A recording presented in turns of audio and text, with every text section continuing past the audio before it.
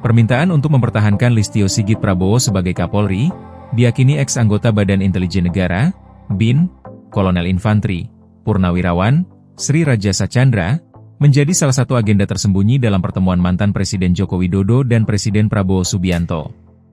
Menurut Rajasa, langkah ini menjadi bagian dari upaya sang mantan presiden untuk mengamankan pintu terakhirnya di tengah tekanan hukum pada berbagai kasus Jokowi. Seperti kasus dugaan ijazah palsu.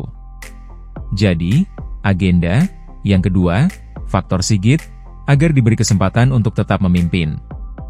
Hal yang mendesak, tekanan terhadap Sigit, yang merupakan pintu terakhir buat Jokowi, ujar Rajasa melalui podcast kanal YouTube Abraham Samad dikutip Jumat, 10 Oktober 2025. Sementara itu, di sisi lain Rajasa melihat adanya peluang pergantian Kepala Kepolisian Negara Republik Indonesia, Kapolri, hanya saja, tidak akan dilakukan dalam waktu dekat.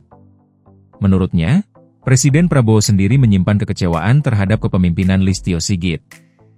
Jelas ada semacam kekecewaan dari Prabowo terhadap kepemimpinan Sigit. Terutama pada saat aksi kerusuhan kemarin, kata dia. Rajasa meyakini kekecewaan Prabowo dimulai ketika sempat ada tuntutan agar dirinya mundur dari jabatan presiden di ujung rangkaian aksi demonstrasi pada Agustus hingga awal September 2025 lalu. Kekecewaan Prabowo, kenapa di ujung aksi-aksi tersebut ada pernyataan meminta Prabowo mundur dari unsur PSI, jelas Rajasa. Selanjutnya ia menyebut ketegangan semakin memuncak ketika Sigit membentuk tim reformasi Polri secara sepihak, mendahului Prabowo. Rajasa menyebut hal itu sebagai bentuk pembangkangan terhadap wewenang Presiden Prabowo. Ketika dia, Sigit, tahu bahwa Presiden ingin membentuk tim reformasi, yang Sigit juga tahu bahwa siapa yang akan dilibatkan di situ. Tiba-tiba dia membentuk sendiri.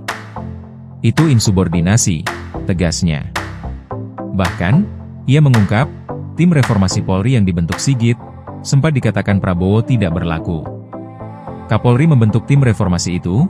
Sebenarnya Prabowo sempat juga mengatakan bahwa itu, tim reformasi Polri, tidak berlaku, yang dibentuk Kapolri, ucap Rajasa.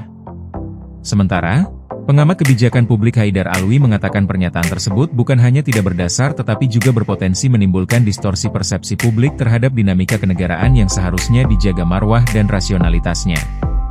Menurutnya, dalam negara demokrasi yang berlandaskan konstitusi, penunjukan dan pemberhentian Kapolri bukan produk barter politik, tetapi mekanisme formal yang melewati pertimbangan institusional dan etika pemerintahan.